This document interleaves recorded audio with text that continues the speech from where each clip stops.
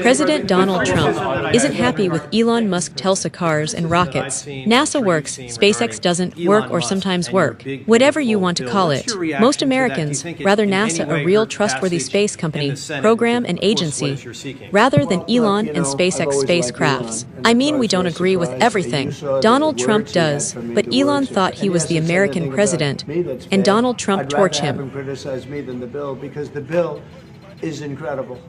It's the biggest cut in the history of our country. We've never cut. It's about 1.6 trillion in cuts.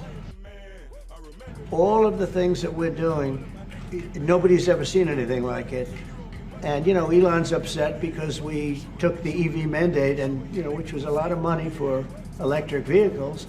And, you know, they're having a hard time, the electric vehicles. And they want us to pay billions of dollars in subsidy. And, you know, Elon knew this from the beginning. He knew it for a long time ago. That's been in there. That's been, I would say, JD, that hasn't changed. That's been right from the beginning. He wanted, and rightfully, you know, he recommended somebody from, that he, I guess, knew very well. I'm sure he respected him, but to run NASA.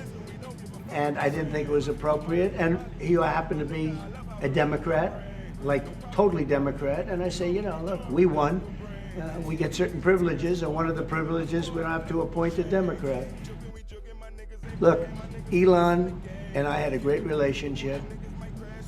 I don't know if we're well anymore. I was surprised because you were here. Everybody in this room practically was here as we had a wonderful send-off. He said wonderful things about me. You couldn't have nicer. Said the best thing.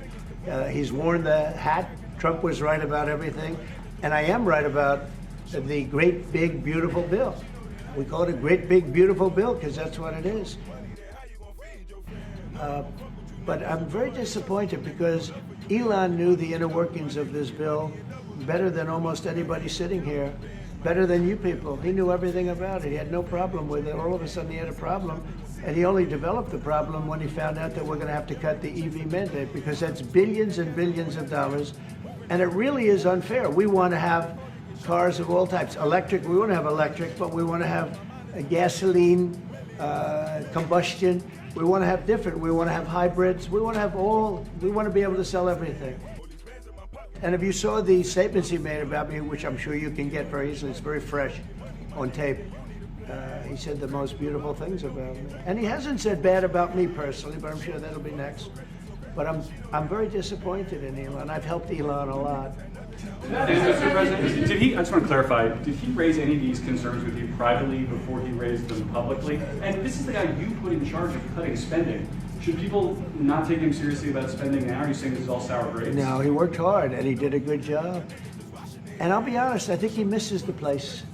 I think he got out there and all of a sudden he wasn't in this beautiful Oval Office, and he's got nice offices too. But there's something about this one. I was telling the Chancellor, this is where it is. People come in here, even from Germany. They come in and they walk into the Oval Office, and it's just a special place. It's, you know, a lot of good things are happening in this room. And I'll tell you, he's not the first. People leave my administration and they love us.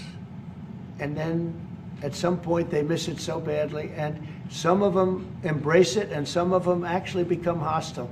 I don't know what it is. It's sort of Trump derangement syndrome, I guess they call it, but we have it with others too. They leave and they wake up in the morning and the glamour's gone.